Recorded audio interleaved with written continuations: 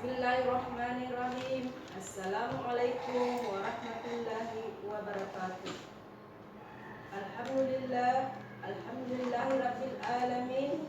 Wassalatu wassalamu ala ashrafil anbiya'i wa mursalin wa ala alihi wa ashabihi ajma'in, amma ba'd. Puji syukur kita panjatkan atas kehadirat Allah Subhanahu wa taala karena pada kesempatan kali ini kita masih diberikan kesempatan dan umur panjang sehingga kita dapat melaksanakan, yaitu kegiatan pesantren Ramadan.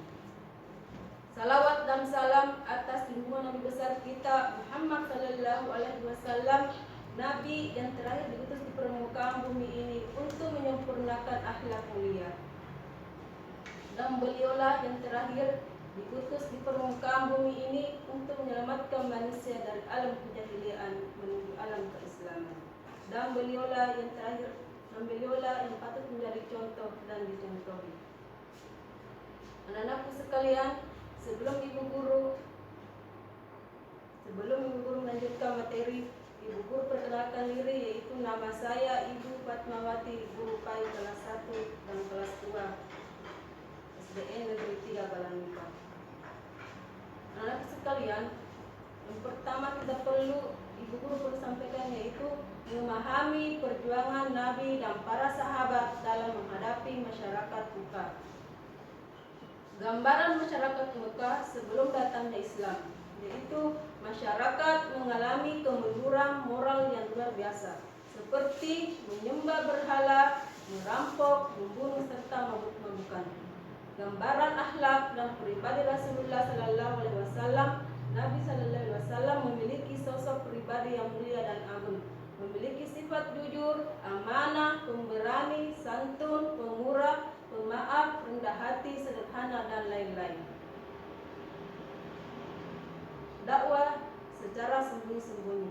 Nabi sallallahu alaihi wasallam berdakwah secara sembunyi-sembunyi kepada orang-orang terdekat dan keluarga. Maka terdapat orang-orang yang pertama kali masuk Islam. Yang pertama Siti Khadijah, yang kedua Ali bin Abi Thalib, yang ketiga Abu Bakar, yang keempat Zaid bin Harisah, dan yang kelima Bilal bin Rabah. Yang kedua, dakwah secara terang-terangan. Setelah dakwah secara sembunyi-sembunyi dilakukan, Rasulullah kembali gundah karena telah berlangsung 2,5 tahun. Tidak ada lagi wahyu yang turun. Maka saat itu Jibril turun membawa Quran surah Al-Mudaththir ayat 1 sampai 7. Yang kedua, strategi perjuangan Rasul dan para sahabat. Tantangan yang dihadapi Nabi dan para sahabat. Para tokoh Quraisy menyatukan langkah untuk menentang kegiatan dakwah Nabi sallallahu alaihi wasallam. Mereka mulai mengintimidasi dan menyiksa kepada para pengikut Nabi. Sementara itu, Nabi dan para sahabat tetap gigih untuk melanjutkan dakwah hingga masuklah 2 orang tokoh Quraisy, yaitu Hamzah bin Abdul Muthalib dan Umar bin Khattab. Pelajaran dari dakwah Nabi. Nabi dalam berdakwah mempunyai beberapa prinsip, yaitu jiwa yang teguh, tabah, sabar, sikap bijaksana, tegas akhlak, mulia, dan tawakal kepada Allah Subhanahu wa taala. Misi diutusnya Rasulullah sallallahu alaihi wasallam untuk menyempurnakan akhlak manusia. Sebagaimana hadis, "Innama bu'istu liyutammimal makarimal akhlak." Sesungguhnya aku diutus di permukaan bumi ini untuk menyempurnakan akhlak yang mulia. Sejarah telah mencatat bahwa masyarakat Mekah khususnya dan bangsa Arab pada umumnya dikenal sebagai masyarakat jahiliyah. Sebelum datang Islam, kata jahiliyah dapat dimaknai adalah bodoh, gelap, dan sesat. Berawal dari kondisi masyarakat Arab yang seperti itu, maka Allah mengutus Nabi untuk memberi penerangan dan pencerahan bagi kehidupan manusia. Rasulullah sallallahu alaihi wasallam bersabda, "Sesungguhnya aku diutus untuk menyempurnakan budi pekerti yang luhur mulia." Hadis riwayat Muslim. Dia membangun manusia bermanfaat. Allah berfirman yang artinya, "Sungguh paling mulia di antara kamu sisi Allah adalah orang-orang yang bertakwa." Sebagaimana dijelaskan dalam surah Al-Hujurat ayat 13, "Innama akramakum indallahi atqakum." Sesungguhnya orang-orang yang termulia di sisi sisi Allah hanyalah orang-orang yang bertakwa, yakni semua manusia di hadapan Allah itu sama. Takwa Allah yang menjadikan manusia dimuliakan oleh Allah Subhanahu wa taala. Agar dimuliakan Allah, kuncinya adalah kita harus taat kepada Allah dan Rasul-Nya. Allah Subhanahu wa taala berfirman, dan taatlah kepada Allah dan Rasul Muhammad agar kamu diberi rahmat. Quran surah Al-Imran. Kemudian sebagai rahmat bagi seluruh alam.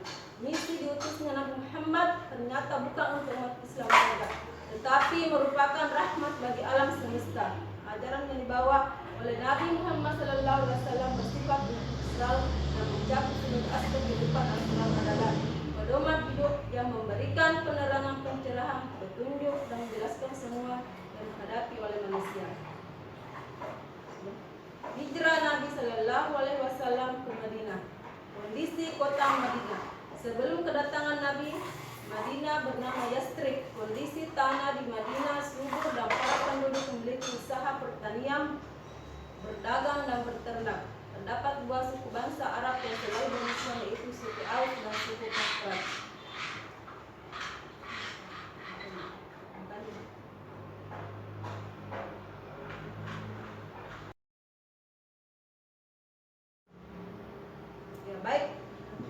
Baiklah anak-anakku yang saleh dan yang salihah, ibu guru akan memberikan tugas. Silakan anak-anakku kerjakan. Yang pertama, di mana Nabi Muhammad SAW dilahirkan? Siapakah nama ayah dan ibu Nabi Muhammad SAW? Yang ketiga, tuliskan nama sahabat Nabi Muhammad SAW yang pertama kali masuk Islam. Ya, semua.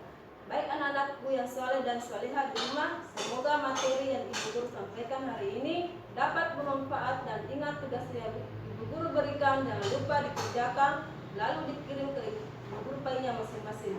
Ibu guru akhirnya ucapan billahi bisa melihat astabiqul khairat, berlomba-lombalah dalam kebaikan. Assalamualaikum warahmatullahi wabarakatuh.